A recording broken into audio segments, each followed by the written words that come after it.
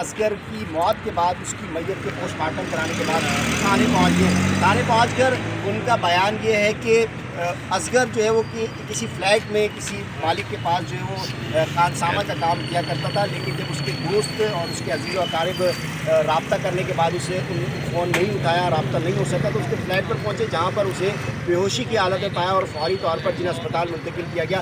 جناح اسپتال میں کچھ گھنٹے جو ہے وہ علاج کے بعد دوران علاج جو ہے وہ جہاں پر نہ ہو سکا اور دم توڑ گیا. اس وقت بڑی تعداد میں وہاں موجود ہے اور ان کی نمائندگی کرتے ہوئے انجینئر ولی ہمارے ساتھ موجود ہیں. ان سے جانتے ہیں آخر حقیقت واقعہ کیا واقعہ اور پولیس کی جانب سے آپ سے تعاون کیا جا رہا ہے، کیا آپ کے مطالبات کیا ہیں؟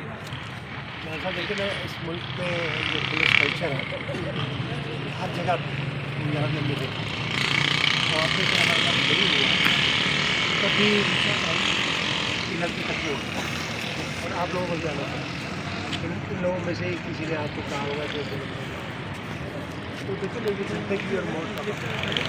ہمارے پاس اپارٹمنٹ میں روزگار نہیں ہے، جبکہ ہو سکتا ہے اگر پلاننگ ہو، لیکن مجبور ہم جب یہاں پہنچتے ہیں ہمارے پاس یہ پہلا واقعہ نہیں ہے، اس میں کئی واقعہ ہیں. اور اس میں ایک جو اہم بات ہے وہ یہ ہے کہ یہ جس جگہ پہ لڑکا کام کرتا تھا وہ بھی کوئی گھر نہیں ہے کام جہاں بچے رہتے ہیں، وہ ایک گیسٹ ہاؤس ٹائپ کی چیز ہے. یعنی کہ اب کیا نام ہے ان کا، یعنی کہ وہاں دوست آتے ہیں، بیٹھتے ہیں، کھاتے ہیں، پیتے ہیں اور پھر اس طرح کا معاملہ ہے. اب کس طرح کے لوگ آتے تھے، مرد حضرات آتے تھے، عورتیں آتی تھیں، کیا آتا تھی، یہ الگ کہانی. تو یہ بچہ بالکل زبردست طبیعت میں شریف آدمی اپنا چھوٹی تنخواہ پہ نوکری کر رہا تھا. میں نے آپ کی ویسے تو میرا رشتہ دار ہے لیکن دور کا ہے، میں نے قریبی لڑکے جو ان سے پوچھا تو اتنا شریف آدمی کہ یہ تو ممکن ہی نہیں ہے جو کلیم کر رہے ہیں ان کے مالکان کے، مجھے زہر پی لی اور اتنا دھیما زبردست بندہ. اور دوسری بات یہ کہ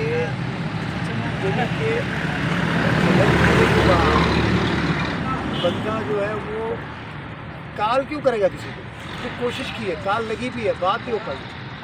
جو ہمارا ایک اور وکیل ہے رشتہ دار، اس کو تو کال لگی ہے، وہ کال کے بعد پریشان ہو کر وہ پہنچا ہے تو اس کے منہ میں گوگی جو ہوتی ہے وہ جان وغیرہ، پھر اس کو لے کے گئے ہاسپٹل، ختم ہو گیا. جو وارڈ میں رکھا جو ہے یہ رزلٹ ہم چاہ رہے ہیں کہ ایف آئی آر ایسی چیز ہے کہ ہر کسی کا حق ہے. رپورٹ داخل ہونا انویسٹی کورس تھوڑی ہے، آگے جو ہو. ہاں بالکل ولی صاحب، جب تک رپورٹ درج نہیں ہوگی تو انویسٹیگیشن بھی آگے نہیں بڑھے گی. پہلی اسٹیج یہ ہوتی ہے. مجھے بتائیں کہ پوسٹ مارٹم انیشیلی رپورٹ جو ہے اس میں کسی زیادتی کے یا اس میں سمپٹمس کیا بتائیں ڈاکٹرس کے؟ اس میں زیادتی والی بات بالکل نہیں ہے، لیکن زہر کی بات ہے.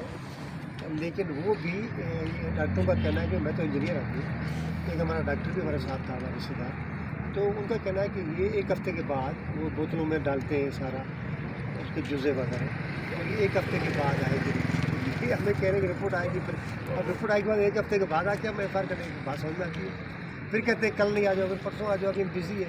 ہمارے کو ہمیں کوشش یہ تھی. اب یہ کسی حد تک راضی ہوئے آپ لوگوں کو دیکھ کے. اب مجھے بتائیں کیا ہر بندہ اپنے ساتھ 2000 بندے لے کے آئے، ہر بندہ میڈیا والوں کو لے کے آئے؟ اب ایف آئی آر تو آپ کو چوری کی بھی کاٹنی ہے، جھگڑے کی بھی، گالی گلوچ کی بھی کاٹنی ہے، یہ تو مرڈر ہے. یہ ہمارے حال ہے. لیکن اللہ مالک ہے، ہم کھڑے، ایف آئی آر نہیں نکلے گی، نہیں کٹے گی، ہم نہیں جائیں. بالکل جی. آئی جی سندھ ایڈیشنل آئی جی کراچی کی جانب سے یہ احکامات ہیں کہ سائلین کو جو ہے وہ فوری جو ہے ان سے رابطہ کیا جائے اور سائلین اگر آتے ہیں آپ تھانے پر تو ان کی مشکلات کو، ان کے مسائل کو حل کیا جائے. لیکن پولیس کی وہی ہٹ درمی روایتی طور پر ایف آئی آر جو ہے کسی معاملے میں جلدی نہیں کاٹتے بلکہ ٹال مٹول کا کام لیتے، وہی ہو رہا تھا. لیکن بڑی تعداد میں یہاں پر اصغر کے لوائقین، عزیز و اقارب، رشتہ دار اور اس کے علاقے کے تھر کے رہنے والے لوگ جو یہاں پر پہنچے. ابتدائی رپورٹ کے مطابق زہریلی چیز کھائی گئی ہے یا کھلائی گئی ہے مبینہ طور پر.